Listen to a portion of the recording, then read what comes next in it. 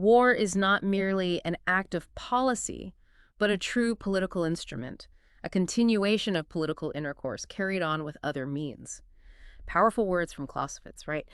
And they feel incredibly relevant looking at the geopolitical landscape today. Absolutely. It's intense, constantly evolving. Exactly. And, getting beyond just the headlines, truly understanding what's driving these events, well, that's crucial. It's not just curiosity anymore. For many of you listening, being genuinely well-informed is, frankly, a strategic advantage, especially if you're tackling something like the UPSC exams, or even if you just want a clearer picture of the world. Which is why we do this. Right. Welcome to the Deep Dive. This is where we try to cut through all that noise, dig into the complex information, and pull out the really vital insights. Think of it as maybe a shortcut to being properly informed. Yeah, getting to the heart of it. Today, we're taking a really critical look at the recent military clashes between Israel and Iran. We're going to focus particularly on Iran's military strategy, its capabilities, especially after these latest events. And our main source for this, it's a pretty deep analysis from the International Institute for Strategic Studies. I feel a well-respected source. Indeed. And our mission here for you listening is quite clear. Whether you're that UPSC aspirant needing solid current affairs understanding for mains, maybe even prelims, or you're just someone seeking clarity in, well, pretty turbulent times. Yeah. We want to dissect the specifics. We'll analyze the implications, try to offer a nuanced view of this changing regional power balance. It's not just about what happened. No. It's the why it matters, and crucially, what might come next. So let's dive in. Okay, let's set the scene. Tensions have been escalating for months, right? Back and forth strikes. Then comes June 13th, 2025. Israel launches a really significant attack on Iran.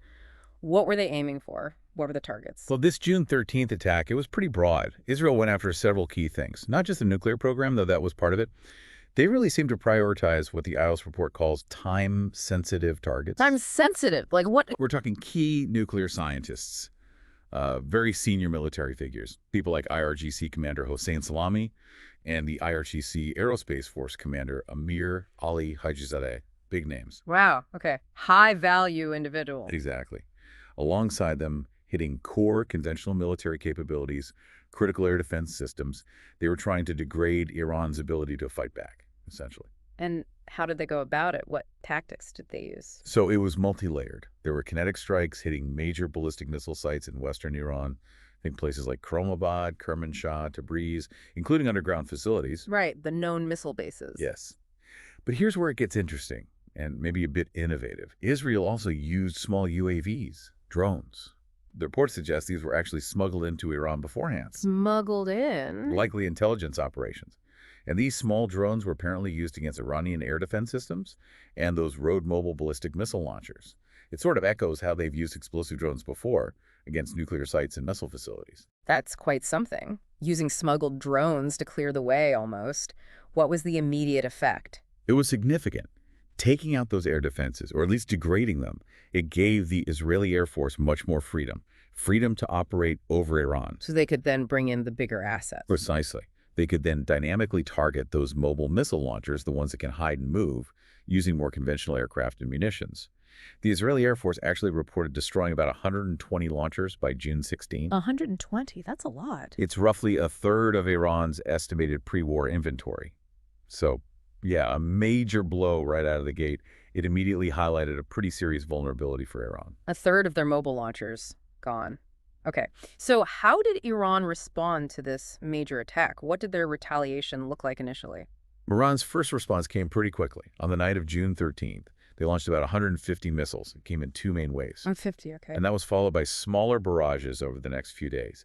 By June 16th, the total count of ballistic missiles fired by Iran reached about 370. 370. Now, that sounds like a substantial number, but I seem to recall Operation True Promise 2 back in 2024. Iran launched a lot then, too, didn't they? How does this compare?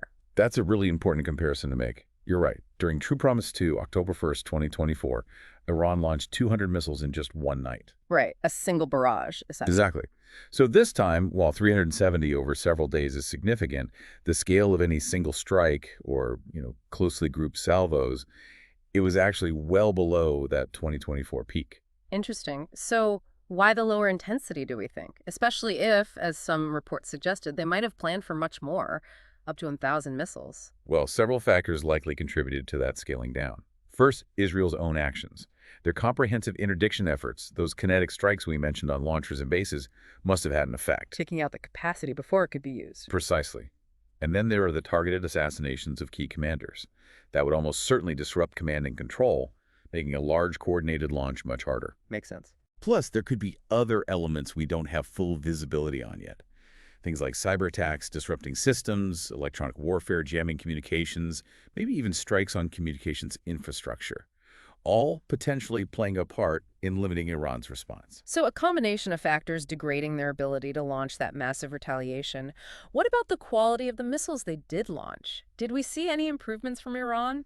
Better tech, better tactics compared to 2024? Honestly, no. There's really no indication of any significant qualitative improvement in either their missiles or their UAV attacks. Really? Still the same stuff? Looks like it. Evidence from missile debris and also from Israel hitting missiles before launch, what they call left-of-launch strikes, points to the usual suspects. Missiles like the Ahmad, Hashquazim, Khyber Shikan, maybe the Fatah 1. All systems we've seen before. All systems used last year, yes.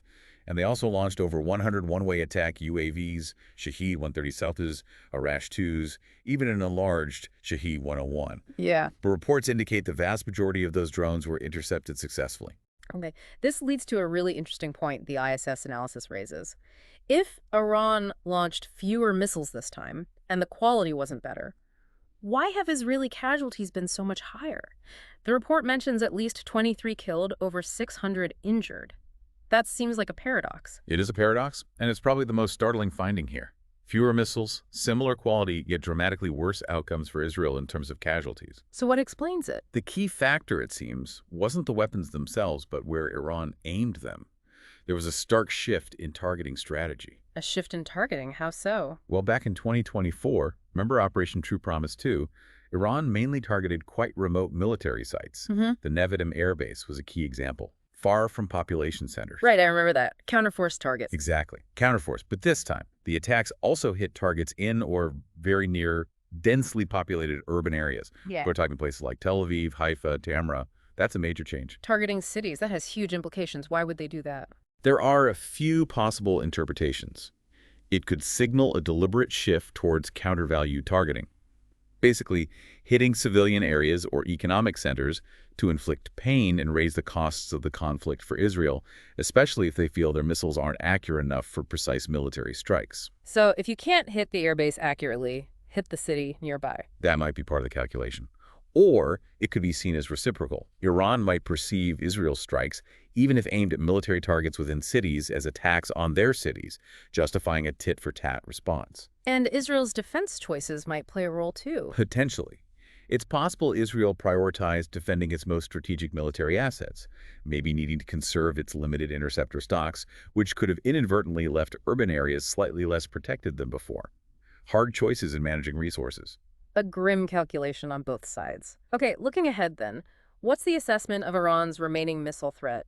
How much firepower do they still have, and can they sustain these kinds of attacks? That's a big question with a lot of uncertainty.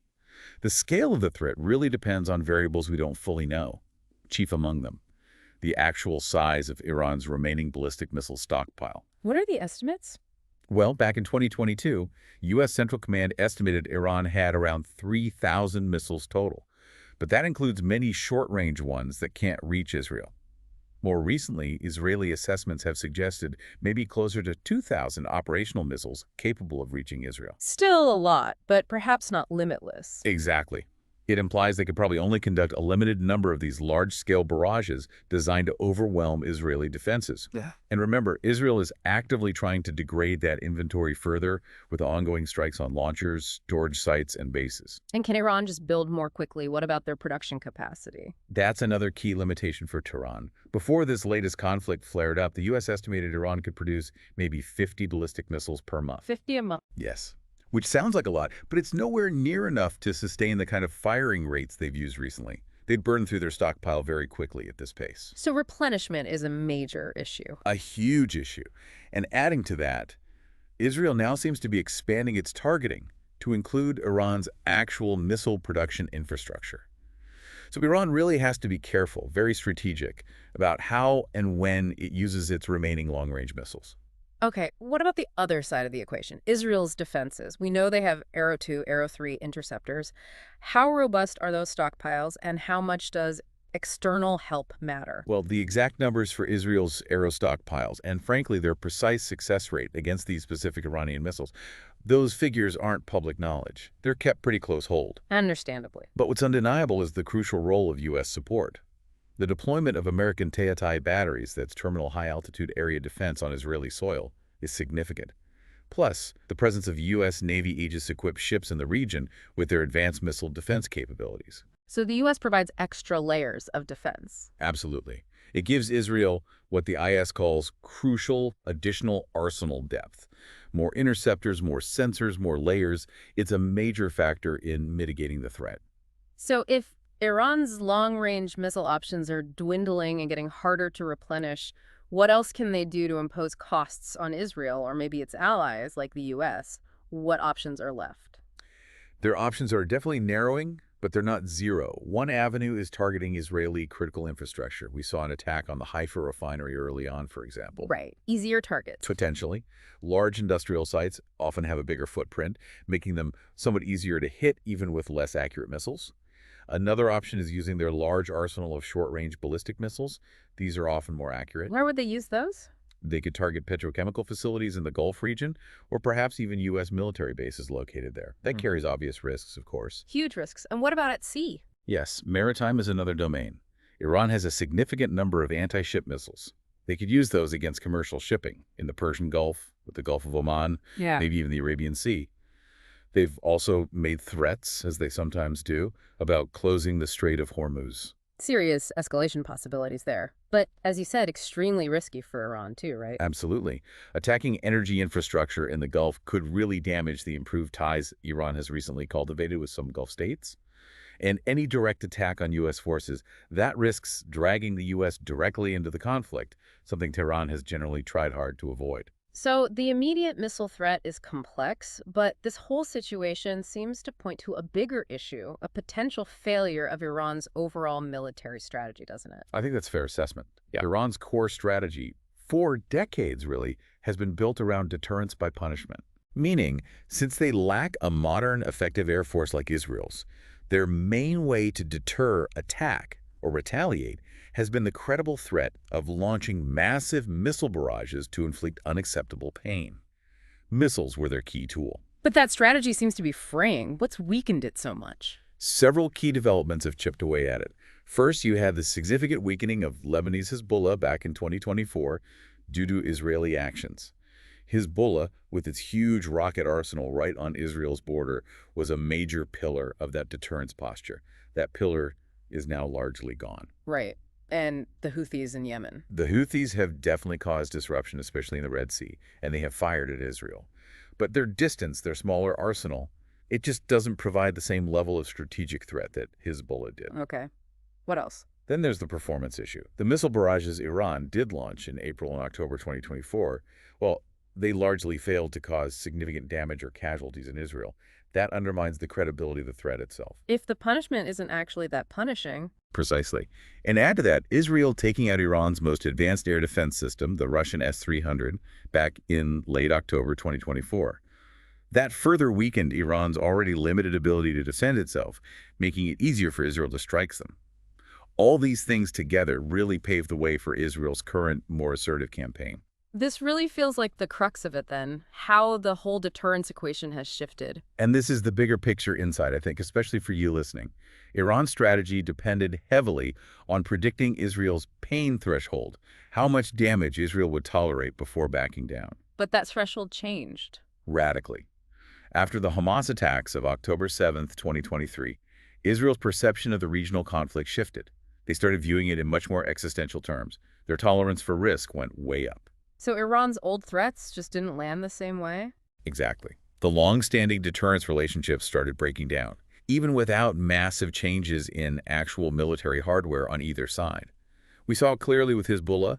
In 2024, their deterrence relationship with Israel basically collapsed. Even though the arsenal hadn't fundamentally changed, it was the perception, the risk tolerance that shifted. So now, with Iran's capabilities looking degraded and exposed, and Israeli leaders seemingly willing to accept the risk of missile strikes hitting their cities, well, that whole deterrence balance seems to be unraveling even faster. That seems to be the current reality, yes. A much more unstable and unpredictable situation. Okay, let's quickly recap the main takeaways for you from this deep dive, based on that IC analysis. First, Iran's core military strategy, based on missile deterrence, is facing some serious weaknesses. Their capabilities have been exposed. Right. And their options for hitting back effectively are becoming more limited.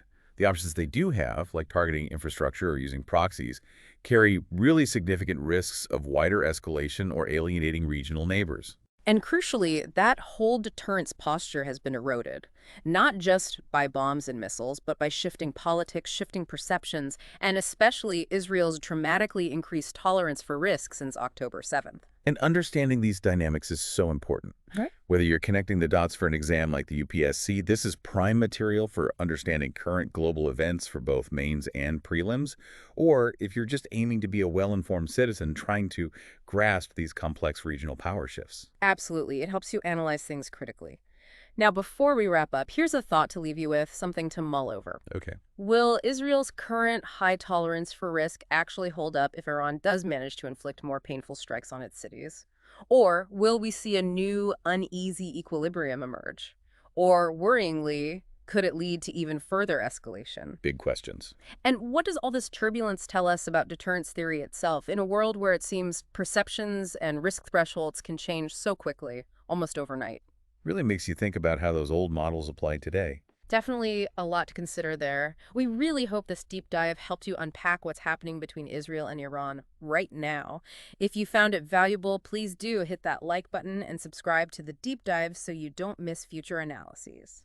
And please, leave your questions or thoughts in the comments below. We do read them. Your engagement genuinely helps us figure out what topics you need unpacked. Exactly. We're here to help you cut through the noise and get truly well informed. Thanks for joining us on the deep dive.